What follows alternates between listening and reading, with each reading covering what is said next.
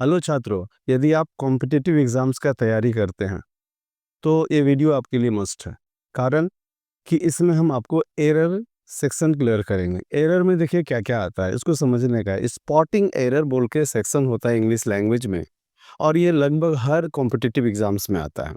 और spotting error में क्या क्या टॉपिक्स कवर किया जाता है, तो स्पॉटिंग एरर में ये सारे टॉपिक्स हैं जिसको आपको क्लियर करना पड़ा है। इसमें आपने देखा होगा हाईलाइट किया हुआ है वॉइस। वॉइस एक बड़ा सेक्शन है जिसका एरर बहुत कम पकड़ में आता है। तो आज हम क्या डिस्कस करने वाले हैं, वॉइस का एरर कैसे हम लोग डिटेक्ट करेंगे। मतलब कि एक सेंटेंस लिखा रहेगा जिसमें वॉइस से रिलेटेड आपका मिस्टेक रहेगा, गलती रहेगा, जिसको आपको पकड़ना होता है, स्पॉट करना होता है। लेकिन यहाँ स्पॉट के साथ साथ उसका इम्प्रूवमेंट भी बताया जाएगा। इस वीडियो को आगे देखने से पहले एक सिंपल सी बात बताना चाहेंगे, वो ये है कि अगर आप वॉइस चेंज नहीं पढ़े हुए हो, वॉइस का कॉन्सेप्ट आपका क्लियर नहीं है, तो फिर ये वीडियो आपका काम का नहीं है। इससे पहले, इस वीडियो को आगे बढ़ने से पहले आपको क्या करना चाहिए कि वॉइस चेंज सीख लेना चाहिए, उसके बाद ये वीडियो आपके काम आए। तो चलिए, अगर आपने वॉइस चेंज सीख लिया है तो इस वीडियो को कंटिन्यू करते हैं और जानते हैं कि वॉइस का एरर कैसे डिटेक्ट किया जाता है। और इसको डिटेक्ट करने के लिए ज़्यादा नहीं, 10 20 50 नहीं, सिर्फ और सिर्फ 5 रूल्स बताऊंगा। और इस 5 रूल्स का अगर मास्टरी आपका हो गया तो एक भी एरर आपसे छूट नहीं पाएगा। देखते हैं रूल नंबर 1, स्कैन 1। देखिए, ये आपका, जैसा मैंने कहा कि आपका आंख एक स्कैनर बन जाएगा, और उस आंख से जब आप कोई भी सेंटेंस को देखोगे, अगर उसमें वॉइस का मिस्टेक होगा तो तुरंत आप पकड़ लोगे। तो पहला स्कैन ये है, आपको ये देखना होगा क्या है ये। और मैं जैसा बताया हूँ कि जिसको वॉइस का कॉन्सेप्ट क्लियर है, जो एक्टिव वॉइस को पैसिव वॉइस में बदलना और पैसिव वॉइस को एक्टिव वॉइस में बदलना जानता है, उसके लिए ये वीडियो है। यहाँ एरर पकड़ सकते हैं आप, कैसे एरर पकड़ते हैं। देखिए, आपको करना क्या, पहला स्कैन क्या है कि सब्जेक्ट एक्टिव तो वर्ब एक्टिव, सब्जेक्ट पैसिव तो वर्ब पैसिव। ये फॉर्मूला होना बहुत ज़रूरी है। ये सेंटेंस को ये सेटिस्फाई करना बहुत ज़रूरी है।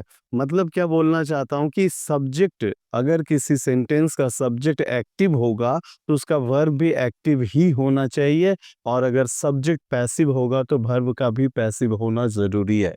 लेकिन कई लोग ये बात को समझ नहीं पा रहे होंगे कि सब्जेक्ट एक्टिव क्या होता है, वर्ब एक्टिव क्या होता है, सब्जेक्ट पैसिव क्या होता है और वर्ब पैसिव क्या होता है। इसका मतलब क्या है, इस बात को कई लोग नहीं समझ पा रहे हो, तो इसको हम आपको समझा देते हैं। एकदम आसान सा चीज़ है। ये कैसे होता है, देखिए। तो सब्जेक्ट एक्टिव का मतलब क्या होता है, जब देखिए एक सेंटेंस में जब रहता है, वॉइस वाले सेंटेंस में क्या होता है, कुछ एक्शन रहता है, काम होता है, और सब्जेक्ट रहता है। तो सब्जेक्ट अगर उस काम को कर रहा है, वर्ब के काम को कर रहा है, तो सब्जेक्ट एक्टिव हो गया। और काम नहीं कर रहा तो सब्जेक्ट क्या हो गया, पैसिव हो गया। अगर आप देखना चाहते हैं तो बहुत सारा एग्जाम, जैसे राम प्लेड क्रिकेट, तो राम प्लेड क्रिकेट में प्लेड क्या है, वर्ब है। प्लेड मैंने क्या हो, खेला। तो किसने खेला, राम ने खेला। तो राम जो खेलने के लिए एक्टिव है, इसका मतलब राम एक्टिव सब्जेक्ट है। ठीक है ना। इसी तरह हो सकता है, all cards are accepted here, all cards are accepted here. तो ऑल कार्ड को एक्सेप्ट किया जाता है, तो एक्सेप्ट करने के लिए कार्ड क्या है, पैसिव है। ठीक है। तो यहाँ से इसी तरह से हम लोग क्या समझे, यहाँ पर जो ऑल कार्ड्स जो सब्जेक्ट है वो क्या हो गया, एक पैसिव सब्जेक्ट हो गया। तो आपको समझना पड़ेगा, सब्जेक्ट अगर एक्टिव होगा तो उसका वर्ब भी एक्टिव होगा, और सब्जेक्ट अगर पैसिव होगा तो उसका वर्ब भी पैसिव होगा। इस चीज को समझने के लिए हम 2 एग्जाम्पल लिए हुए हैं। इस 2 एग्जाम्पल को समझिए। इसमें एरर है। अब इस एरर को आपको पकड़ना है कि यहाँ कहाँ पर एरर है, कैसे एरर है। देखिए, पहला सेंटेंस क्या है, the police man on duty were discovered, question लिखने में मिस्टेक हो गया, वेयर डिस्कवर्ड 2 ड्रग एडिक्ट्स।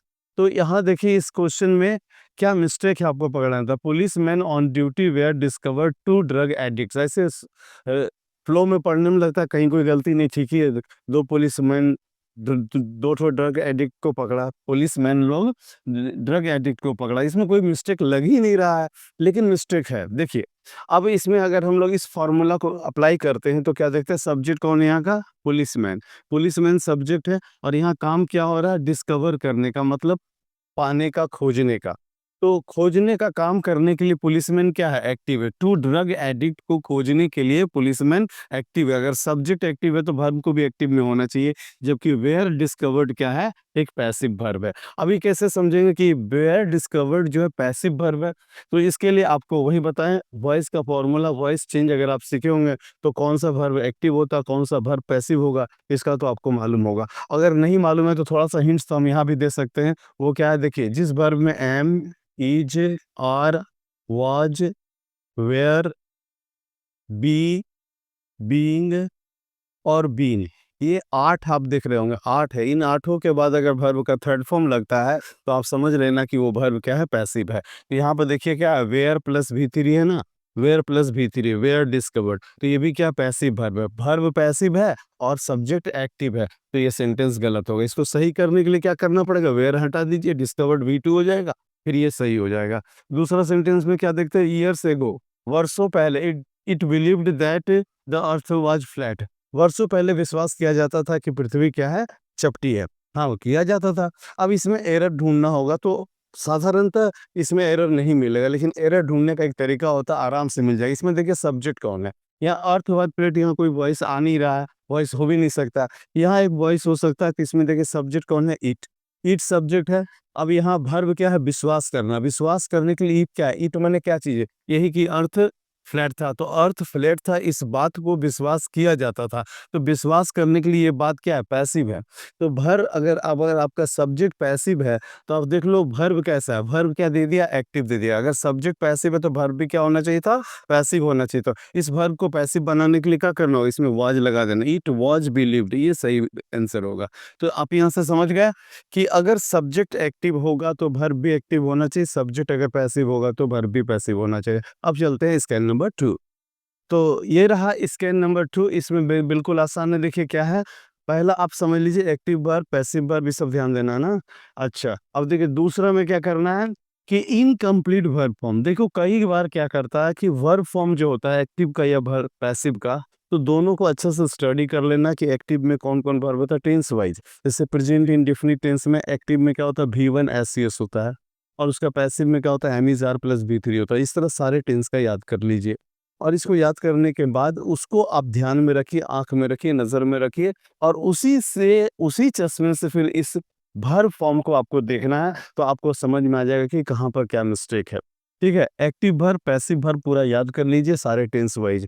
तो इनकम्प्लीट वर्ब फॉर्म कई बार दिया जाता है, जैसा कि इस क्वेश्चन में आप देख रहे हो, इसमें इनकम्प्लीट वर्ब फॉर्म है जिसको आपको पढ़ना होगा। एक्टिव सेंटेंस में भी हो सकता है, पैसिव सेंटेंस में भी हो सकता है, एक्टिव वॉइस रहे, पैसिव वॉइस रहे, उससे फर्क नहीं पड़ता है, लेकिन आपका वर्ब जो है इनकम्प्लीट कभी भी दे सकता है। यहाँ पर देखो, any step to setup peace and harmony, harmony और पीस को सेटअप करने के लिए कोई भी कदम को क्या किया जाएगा, विल बी अप्रिसिएटेड, अप्रिसिएट किया जाएगा। ये मतलब अच्छी बात है, अप्रिसिएट किया जाएगा। तो इसमें आपको समझना है कि एनी स्टेप जो है जिसको अप्रिसिएट किया जाएगा, तो अप्रिसिएट किए जाने के लिए एनी स्टेप क्या है, पैसिव है।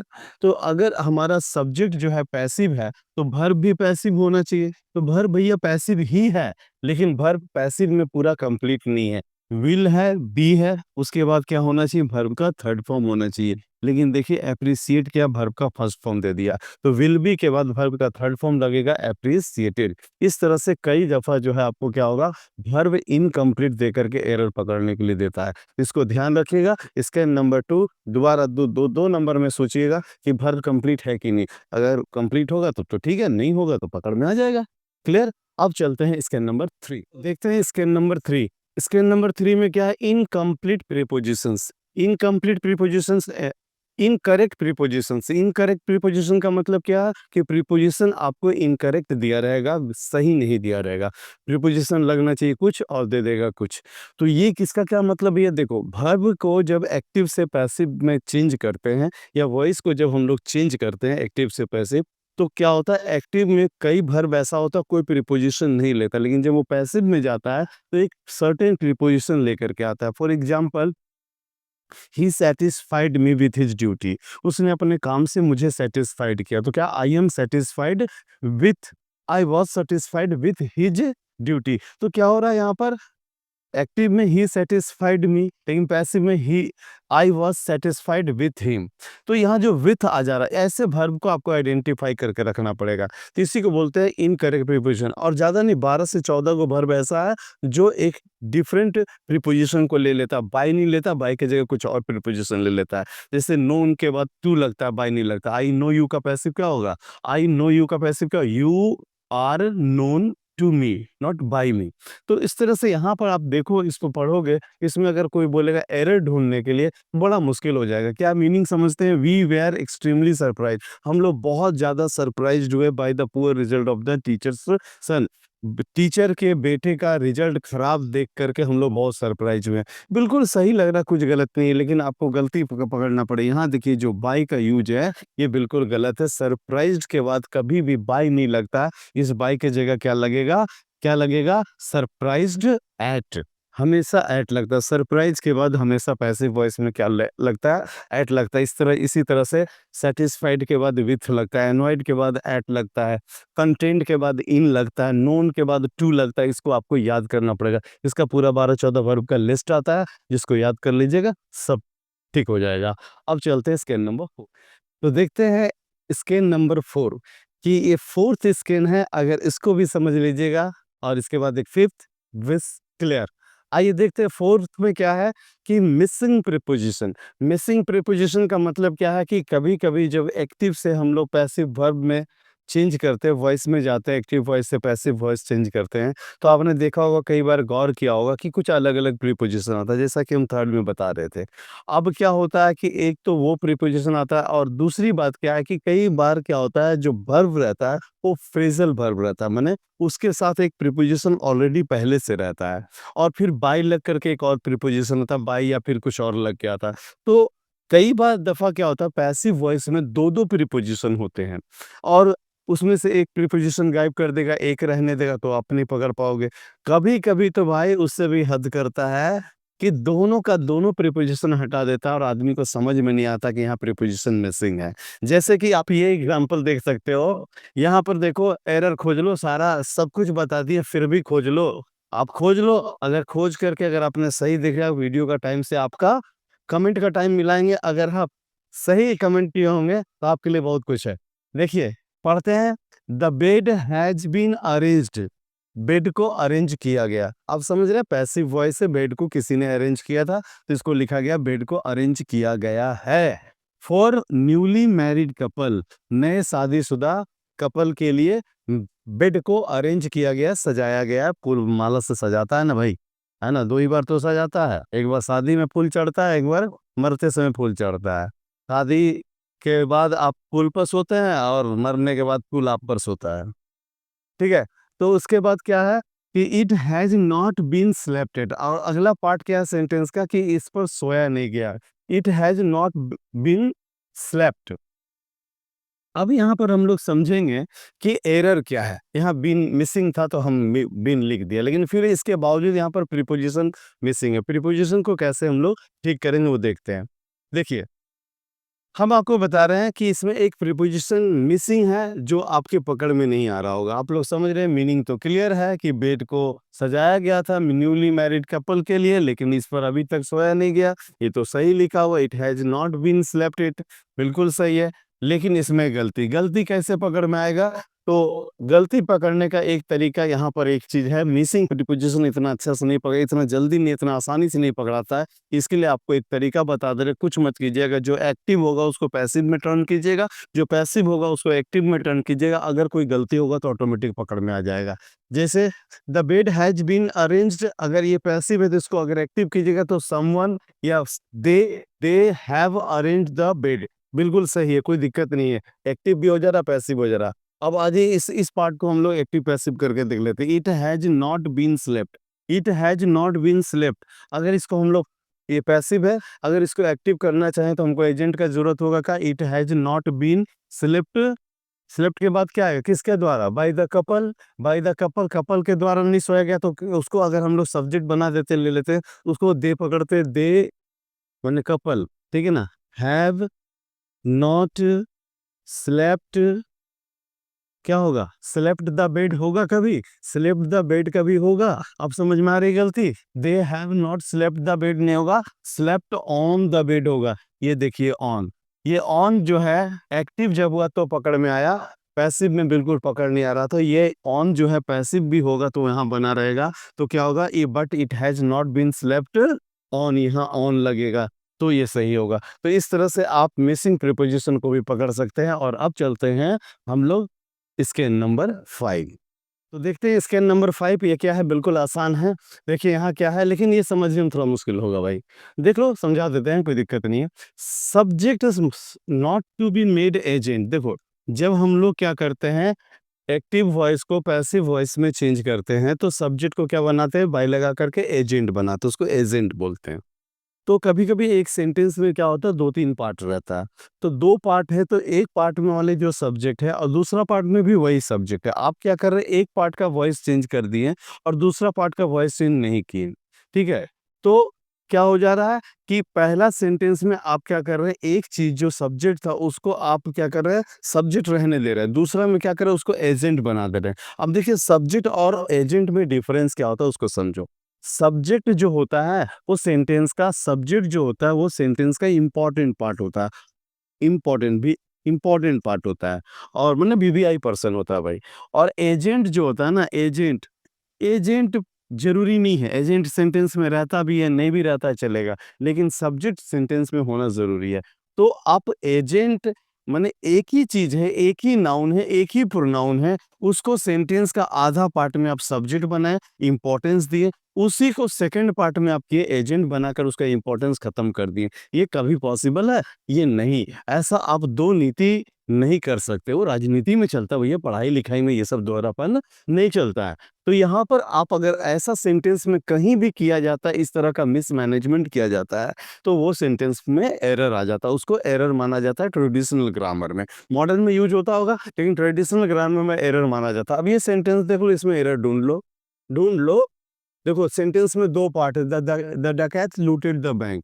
अगर ये सेंटेंस को पकड़ते इसका क्या मतलब, डकैतों ने जो है बैंक को लूट लिया। अब लूट लिया तो ठीक है भाई, लूट लिया। उसके बाद क्या हुआ, दूसरा पार्ट में क्या, करोड़ ऑफ रुपीस माने करोड़ों रुपये, वेयर टेकन अवे माने ले जाया गया, करोड़ों रुपया ले जाया गया। तो करोड़ों रुपया ले जाया गया का मतलब क्या है, ये करोड़ रुपया किसके द्वारा ले जाया गया, आप देख लो, a crore of rupees were taken away by the dacoit. अब यहीं से आपको समझ में आ जाएगा